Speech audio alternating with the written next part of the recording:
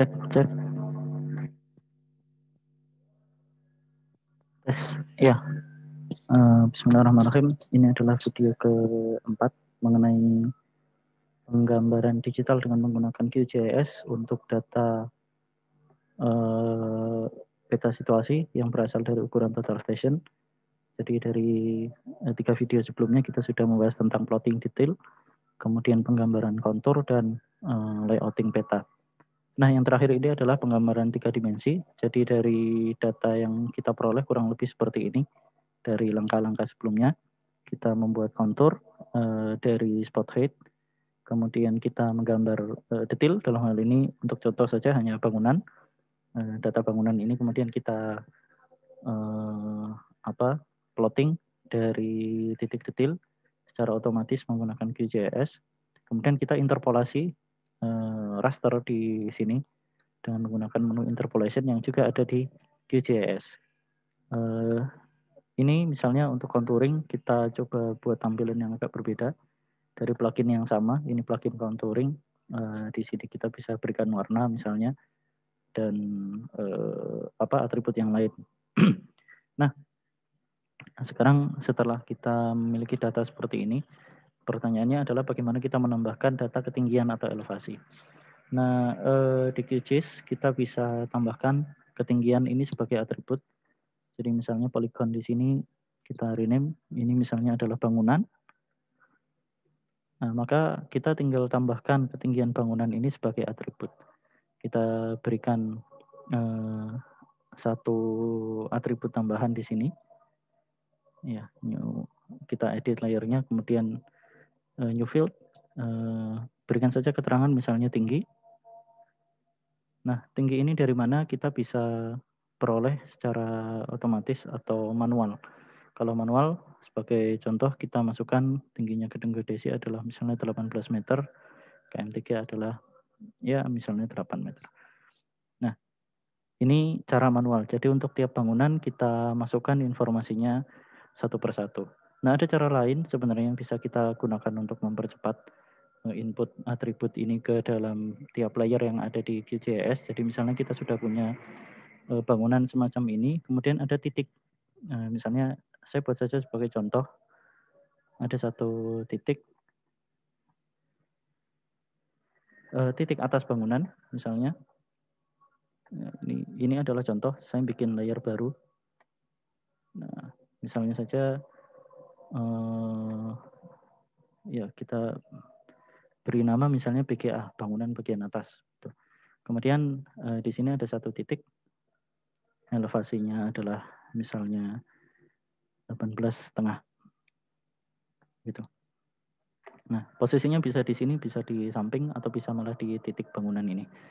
Nah, misalnya ada titik seperti ini, maka kita bisa gunakan GIS dengan cara join attribute by location. Kita bisa masukkan atribut dari ini, dari tiap titik. Tentunya titiknya tidak cuma satu dan bangunannya tidak cuma satu, tapi ada banyak. Nah, kita masukkan ke dalam bangunan layer atribut dari ketinggian ini, PGA. Nah, kemudian ini adalah join attribute by location, jadi sehingga kalau ada titik yang terletak di memenuhi syarat predikat geometri ini, maka dia akan dimasukkan ke dalam titik-titik atributnya akan digabungkan.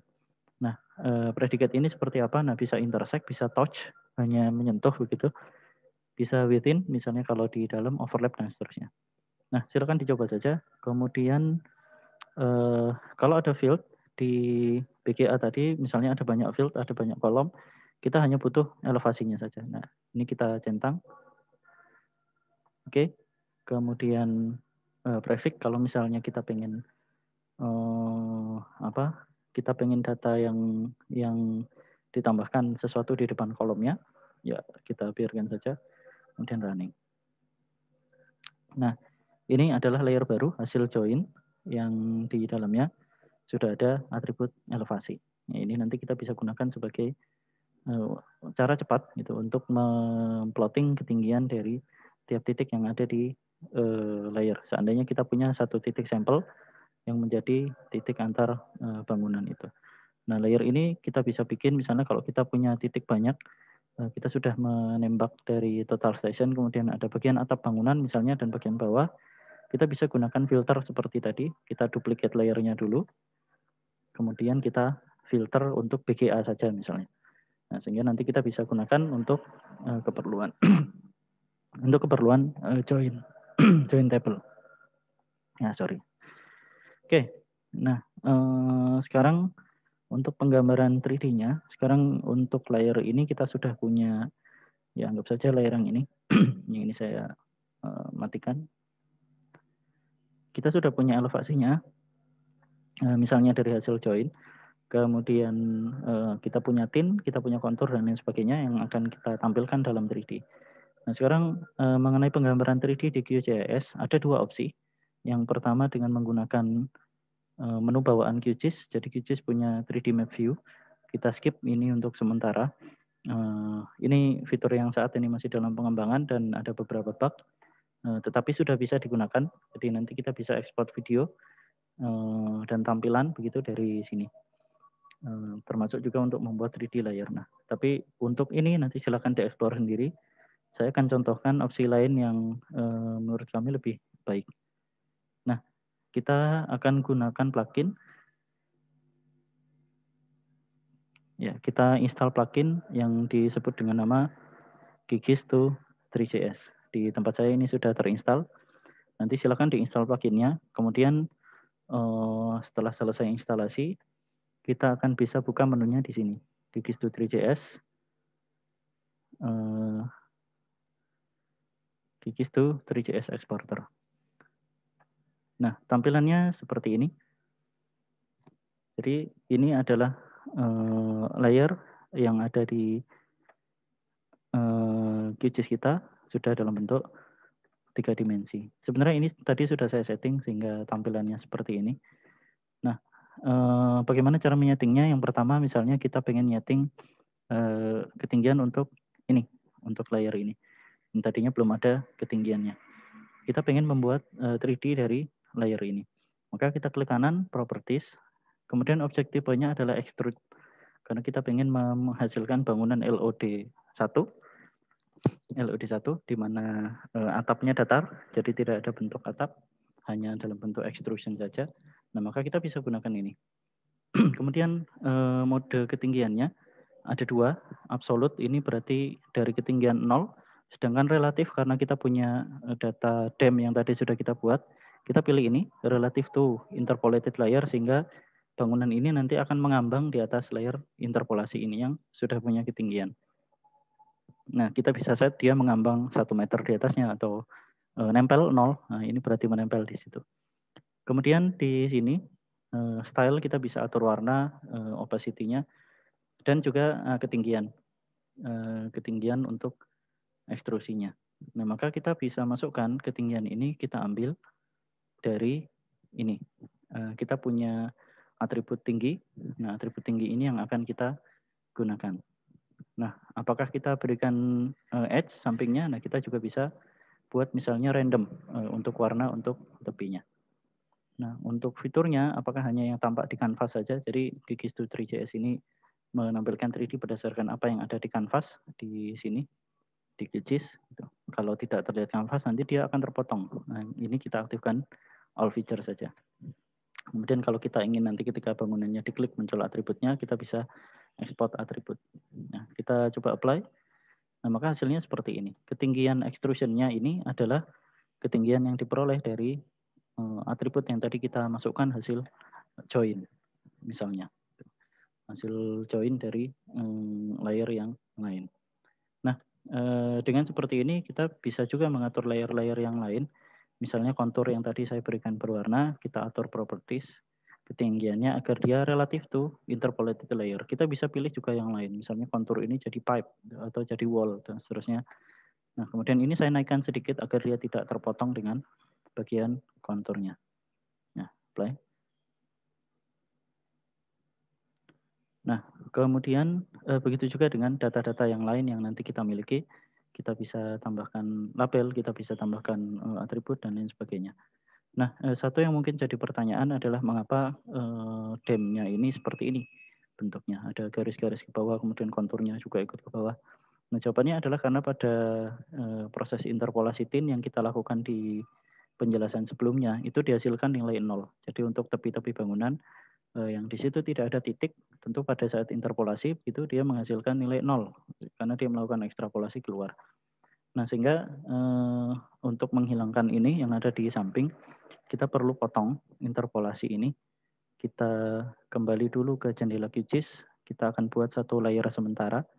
Jadi enaknya QGIS adalah kita nggak harus buat satu SHP baru tiap kali mau melakukan sesuatu. Ya, kita bikin aja memory layer, temporary layer, polygon, kita namai saja pemotong.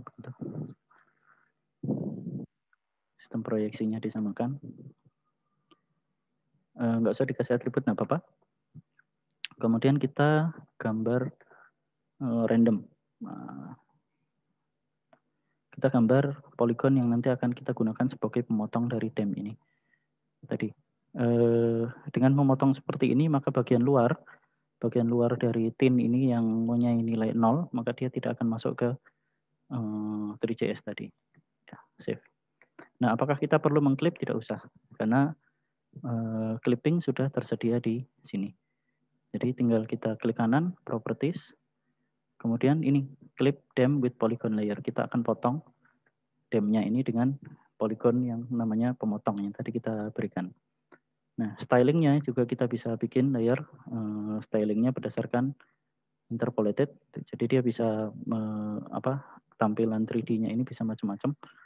Barangkali perbedaan tingginya tidak terlalu terlihat karena memang ini hanya sekitar 2 atau 3 meter. Nah, kemudian oke. Nah, kita lihat untuk tinnya sudah terpotong, tinggal hanya garis konturnya beberapa yang nanti mungkin perlu kita klip, perlu kita potong karena di sini tidak ada menu pemotongan. Nah, jadi kita potong saja sesuai dengan processing, kita potong di QGIS-nya. Nah, misalnya di sini ada klip, nah, kita aktifkan ini, edit feature in place, kemudian pemotongnya adalah layer pemotong, modify. Yap.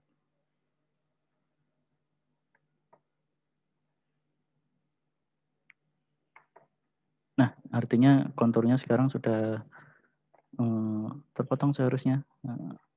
Oke, kita lihat lagi.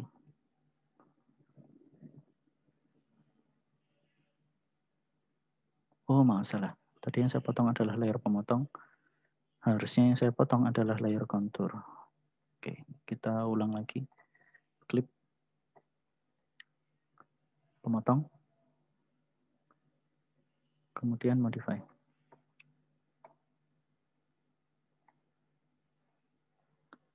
Ya, sekarang kita lihat. Nah, konturnya sudah terpotong sesuai dengan batas pemotongan ini.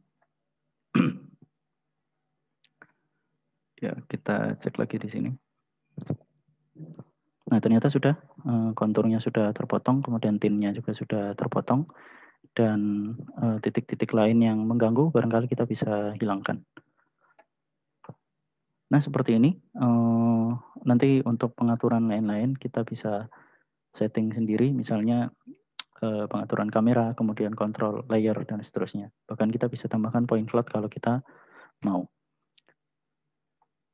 Oke. Nah, terakhir adalah kita bisa simpan scene ini. Ada beberapa opsi.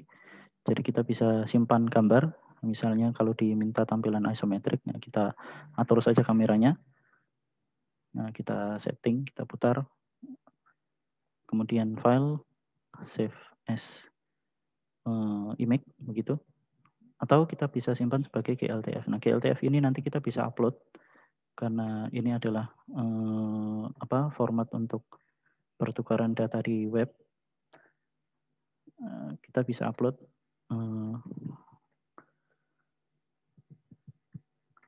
nah, kita bisa upload data ini ke website, misalnya ke Sketchfab. Sketchfab ini adalah website di mana kita bisa mengunggah model-model 3D, dan di situ nanti kita bisa download dalam berbagai macam model. Misalnya yang saya sudah punya adalah ini, GDC UGM. Nah, nanti ini pun adalah hasil dari Gigistu 3JS. Nanti dari model 3D ini kita bisa rekam videonya, kemudian kita bisa download, kita bisa share link ini gitu untuk dibagikan ke orang lain. Nah, seperti ini. Kemudian share begitu, kita bisa juga download seandainya kita ingin mendownload. Nah, sama kita juga bisa konversi ke format-format yang lain. Nah, ini adalah beberapa cara untuk mengkonversi.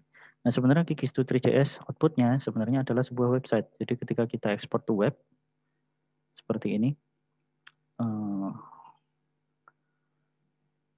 nah misalnya ini saya ekspor.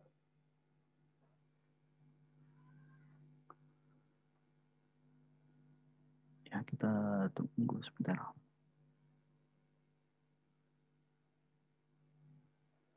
Maka hasilnya ini adalah sebuah website yang berisi data 3D, index.html dan lain-lain, satu folder ini. Nah, kita bisa upload ini ke misalnya ke GitHub atau ke website lain yang statis sifatnya yang kita simpan di situ, kemudian kita share. Barangkali ini untuk penjelasan singkat tentang exporting data 3D dari GJS. Untuk 3D view sebenarnya nanti juga bisa kita buat di situ, tapi silakan dieksplor sendiri. Terima kasih. Saya cukupkan dulu.